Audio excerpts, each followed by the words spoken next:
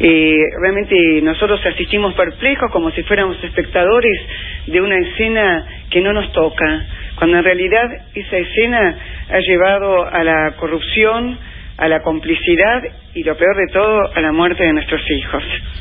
Entonces no es una cosa que nos pasa de largo, no es una cuestión de funcionarios, es un asunto que nos toca directamente a cada familia argentina que asiste perpleja e impotente a los tejes y manejes de lo que yo denomino el cáncer de la Argentina, que es el Poder Judicial. Lo digo sin ambages, es el cáncer de la Argentina, es una serpiente que se muerde la cola a sí misma y donde permanecemos como impotentes observando lo que está pasando y sin ningún poder de realmente de transformar las cosas. Creo que de lo que se trata es de que la sociedad civil tiene que ejercer presión sobre los tres poderes, porque no se trata solamente del Poder Judicial, sino también del Poder Legislativo, como lo vimos la semana pasada con el caso de Debido. Entonces, lo que se tiene que tomar conciencia es que ellos están al servicio nuestro y no nosotros, meros observadores pasivos de su enriquecimiento ilícito. Hasta ahora el gatopardismo, el hago que hago pero no hago nada, ha triunfado en materia de reacciones espasmódicas, ¿no?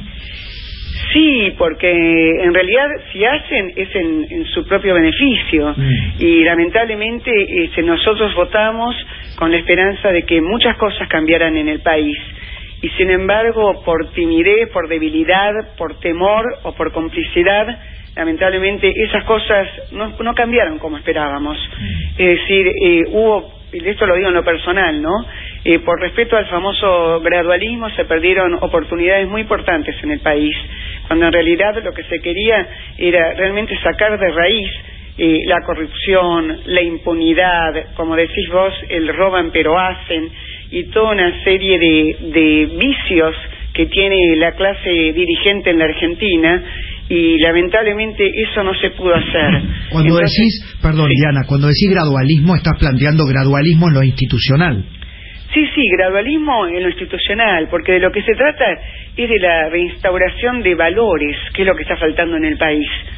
Porque vos fíjate, Pablo... Pero perdón, sin embargo, en el discurso, por ejemplo, del gobierno y del oficialismo, no sé, sea en Elisa Carrió, María Eugenia Vidal, digamos el propio Mauricio Macri, en tanto, o el ministro de Justicia, la cuestión de los valores, la transparencia, la lucha contra la corrupción, aparece como un eje, ¿no? Sí, aparece como un eje, pero se tiene que tener el valor de llevarlo a la práctica, de que no quede en una mera retórica.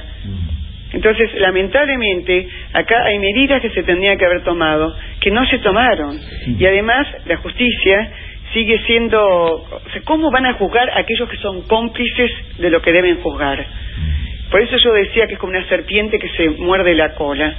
Entonces nosotros asistimos como ciudadanos, y también realmente hago un reconocimiento que comparto con vos, como si fuéramos meros espectadores, y realmente eso es lamentable, porque eso nos está lastimando, está matando a nuestros hijos, están directamente involucrándonos en una situación y volviéndonos a nosotros cómplices con nuestro silencio y nuestra aceptación. Entonces creo que hay que reaccionar exigiéndole a la élite gobernante, a la justicia fundamentalmente, que no se puede seguir así. O sea, si nosotros nos respondimos a nosotros, ¿quiénes lo van a hacer entonces? Digamos, el mensaje sería: hay que depurar las instituciones para que los corruptos, invalidados de juzgar a otros corruptos, no sigan ahí. Sí, hay que invalidar además los tejes y manejes de toda una élite que lamentablemente está en el poder y que está destruyendo realmente los valores del común de la gente.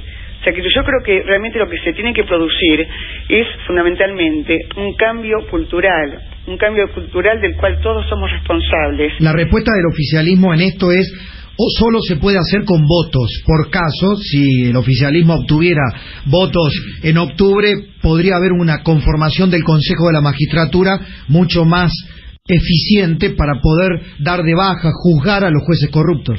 Pero ese poder también lo tuvo en su momento, cuando este gobierno subió al poder, y lamentablemente hay muchas cosas que no se hicieron. incluso cuando uno piensa inmediatamente, ¿no? Estamos todos despotricando contra Gilles Carbó y también en lo que me toca a mí, contra Estela Manis Martínez, que es la jefa de la Defensoría, ¿no?, de la Nación. Y eso se podría haber hecho perfectamente en los primeros días de gobierno. No se hizo.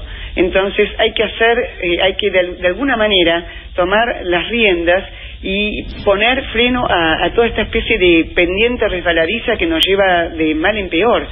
Es decir, las instituciones están devastadas. Y lo vimos todos la semana pasada con lo que pasó con Deliro, donde incluso fue el Poder Legislativo cómplice de toda una situación que dañó a la Argentina y que provocó tantas muertes. O sea, pareciera ser que la corrupción es una cosa que no nos toca a nosotros, pero la corrupción significa menos escuelas, menos hospitales, significan muchos onces, significan chicos que están muriendo todos los días en la calle, porque yo siempre digo que Argentina es como el dios Cronos de los griegos, que es el dios que se devoraba a sus hijos. Entonces la corrupción lleva a que nuestros hijos sean devorados, y eso es lo que tenemos que callar. Tenemos que salir a la calle, tenemos que reclamar lo que es nuestro. Diana, gracias por esta reflexión. La convocatoria hoy, digo, más allá del número, será a las 18 frente a los tribunales de Talcahuano, ¿verdad? Gracias a vos, un abrazo enorme. Diana Cohen Agrest es la titular de Usina de Justicia.